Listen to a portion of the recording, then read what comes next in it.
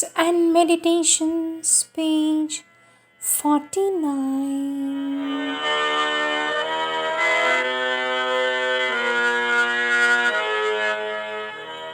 January 7th, 1914. Give them all, O Lord, thy peace and light. Open their blinded eyes and their darkened understanding. Calm their futile worries and their vain anxieties. Turn their gaze away from themselves and give them the joy of being consecrated to thy work without calculation or mental reservation.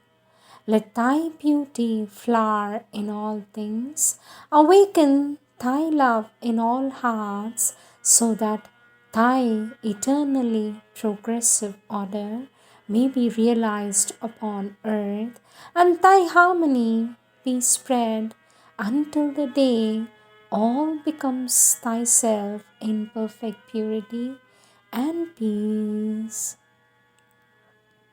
Oh, let all tears be wiped away, all suffering relieved, all anguish dispelled, and let calm serenity dwell in every heart, and powerful certitude strengthen every mind.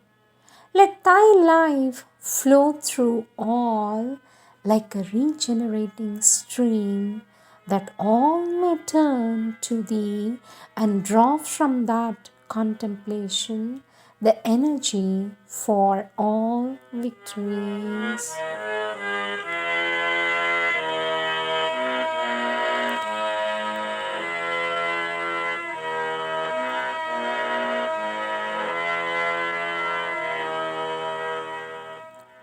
January 8, 1914.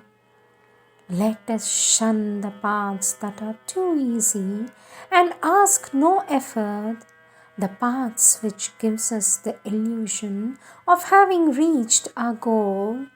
Let us shun that negligence which opens the door to every downfall, that complacent self-admiration which leads to every abyss.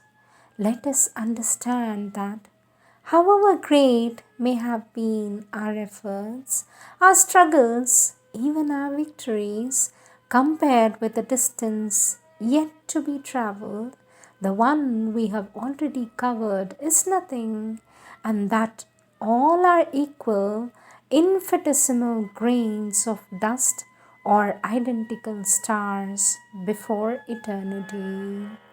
But thou art the conqueror of all obstacles, the light that illumines all ignorance, the love that vanquishes all pride, and no error can persist in front of thee.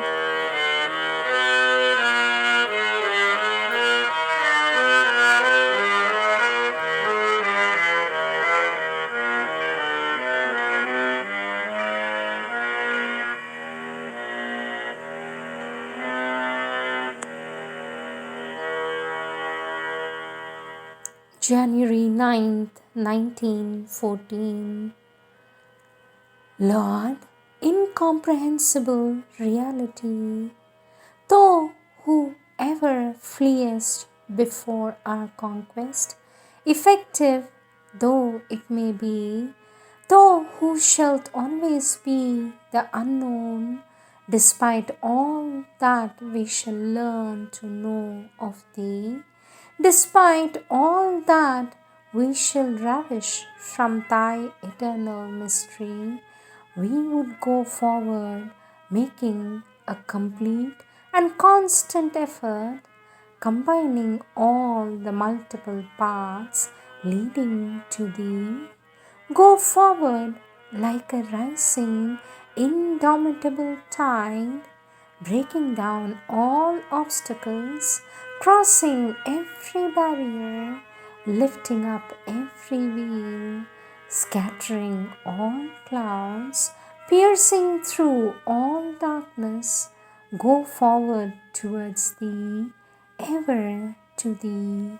In a moment so powerful, so irresistible, that a whole multitude may be drawn in our wake, and the earth, conscious of thy new and eternal presence, understand at last its true purpose and live in the harmony and peace of thy sovereign realization.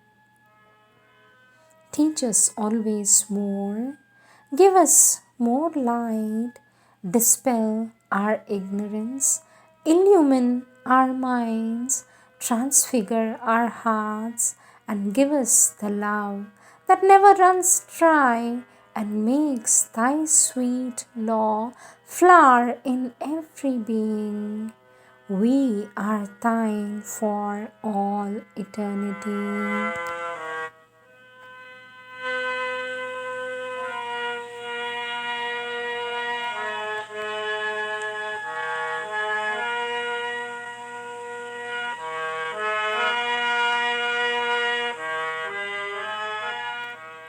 January 10th, 1914. My aspiration rises towards thee, ever the same in its almost childlike form, so ordinary in its simplicity, but my call is ever more ardent, and behind the faltering words there is all the fervor of my concentrated will. And I implore thee, O Lord, in spite of the need of this expression that is hardly intellectual, I implore thee for more true light, true purity, sincerity, and love, and all this for the multitude constituting what I call my being, and for the multitude constituting the universal being. I implore thee, though I know that it is perfectly useless to implore thee, for we alone in our ignorance and ill will can stand in the way of thy glorious and total manifestation. But something childlike within me finds a support in this mental attitude. I implore thee that the peace of thy reign may spread throughout the earth. O inaccessible summit, which we unceasingly scale without ever reaching thee, sole reality of our being, whom we believe we have found only to see thee immediately escape us, marvelous state which we think we have seized, but which leads us farther and farther into ever unexplored depths and immensities.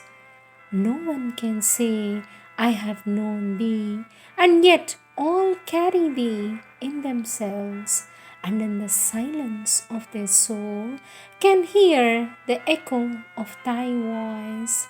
But this silence is itself progressive, and whatever be the perfection of the union we have realized, as long as we belong by our body to the world of reality, this union with thee can always grow more perfect. But all these words we use to speak about thee are only idle talk. Grant that I become thy faithful servitor.